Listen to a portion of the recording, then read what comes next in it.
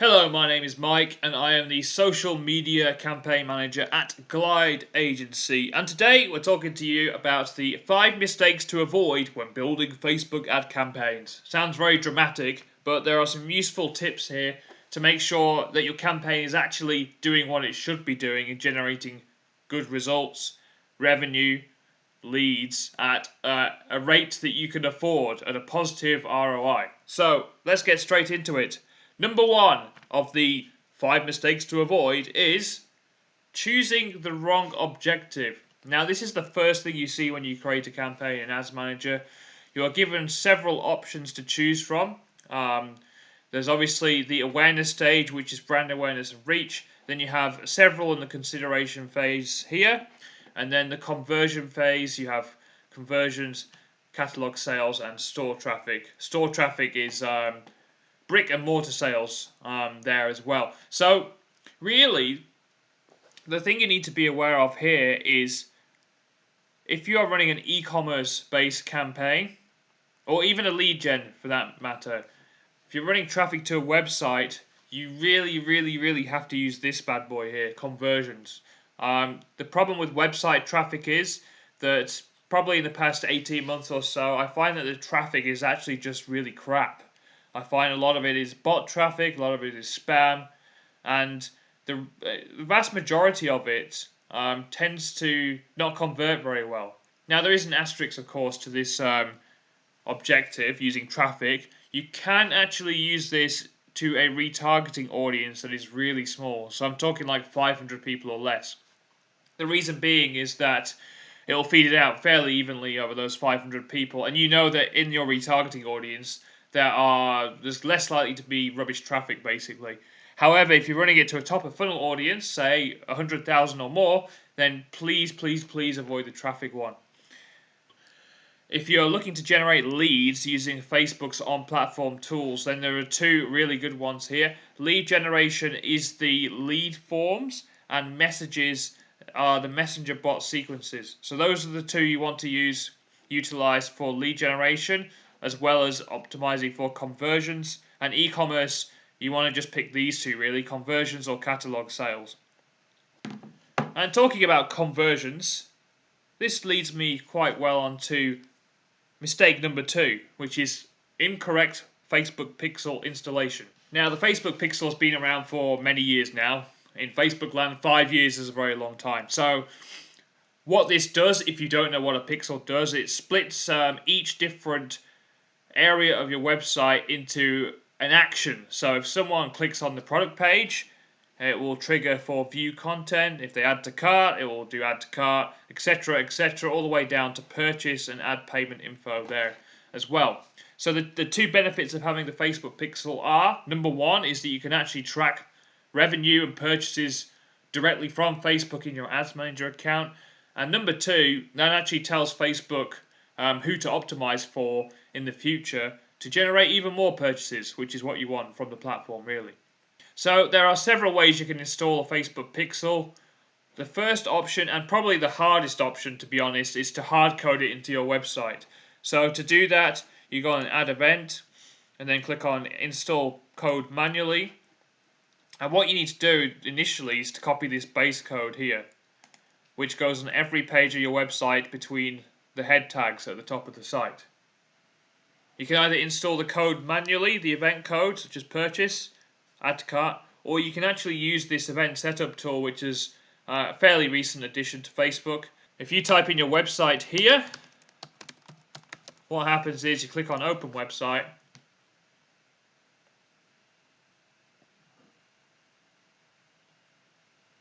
and Facebook's event setup tool will load on the left here, and you can actually start clicking on things, clicking on buttons, and then assigning a new event to it. So you click on track new button, click on that, and then you can assign view content for here. You can set up your add to cart, checkout, and your purchase pages like that. But still, there is some flaws with this one. It's fine if you're doing lead generation, but for e-commerce, it's a bit more tricky because you need to track purchase revenue. So my advice is to do the simplest way, to be honest.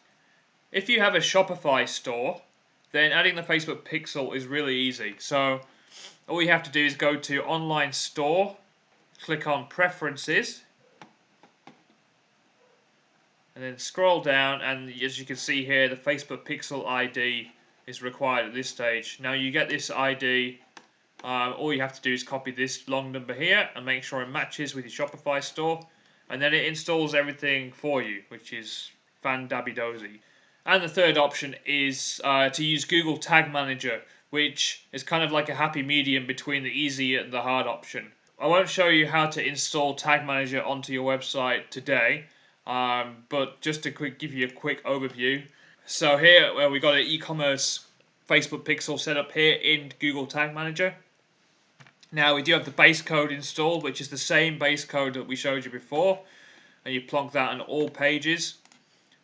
And then you have add to cart, initiate checkout, purchase, and view content, and also subscribe as well. Purchase is the tricky one because you have to have different values for the currency and for the purchase order amount, but that is a whole separate tutorial in itself, so let's not get into that today. Those are the 3 ways you can install a Facebook Pixel. Now, number 3 is not using source medium tracking.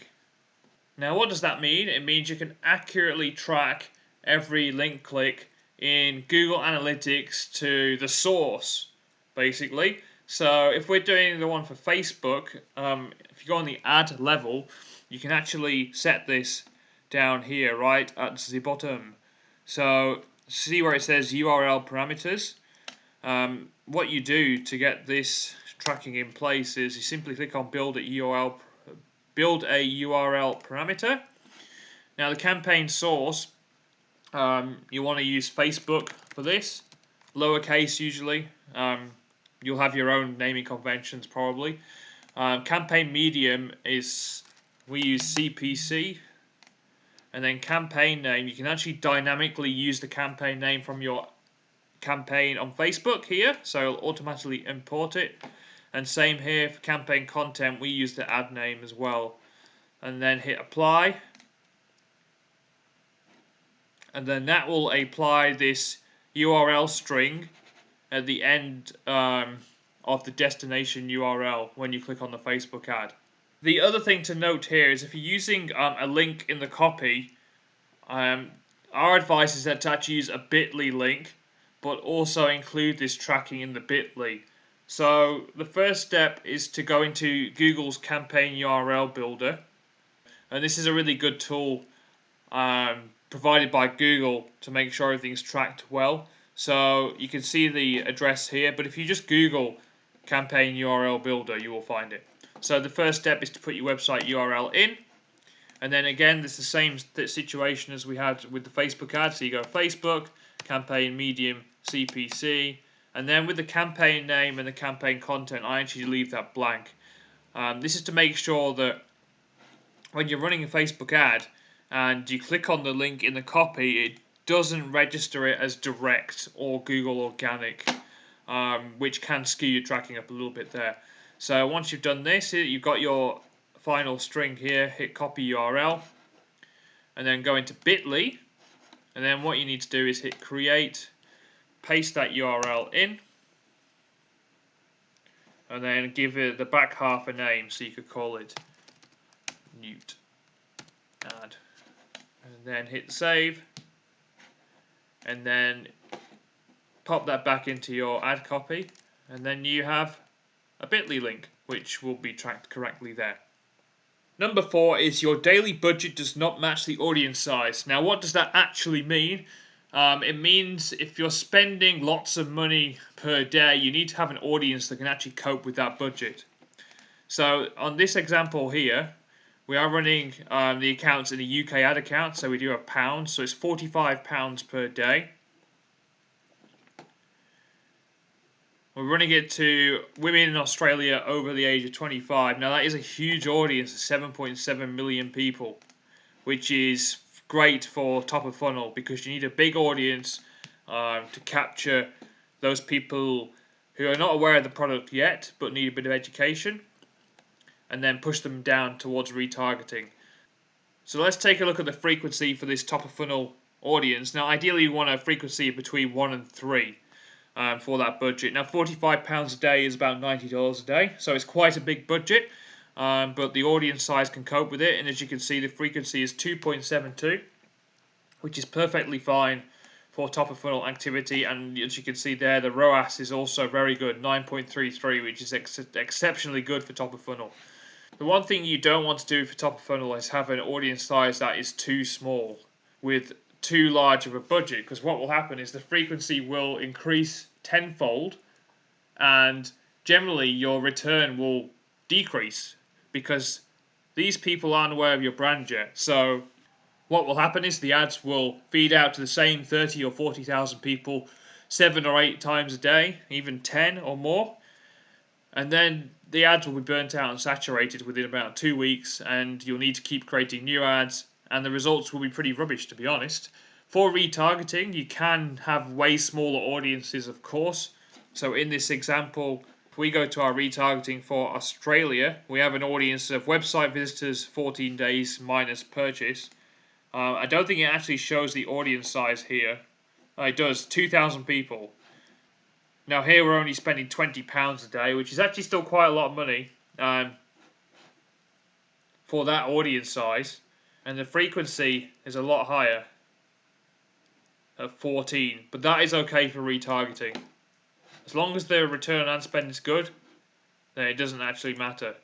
The aim for retargeting is to get into as many people's faces in that 14-day window as possible and convert them into purchases. It's pretty simple. And number 5 is not stacking the social proofing. Now, and finally, number 5, not stacking social proofing on the same ad creative. Now, if you have multiple ad sets in your campaigns, this is important for you. So in this example, we've got two different campaigns running here, although one of them is paused. So in this first one, this is where we actually created the ad creative in. So we have all our ads here.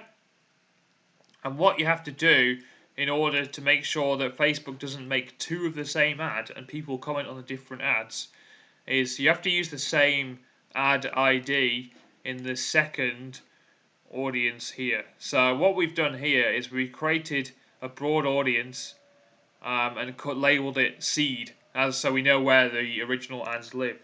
So we created our ads in here, as you can see, with all our copy, our images, blah blah blah blah. And what we have to do now is find out the post ID of this ad, and the easiest way to do that is click preview, click on this little box here, click Facebook post with comments, and you can see here we've got a ad ID at the end of the URL.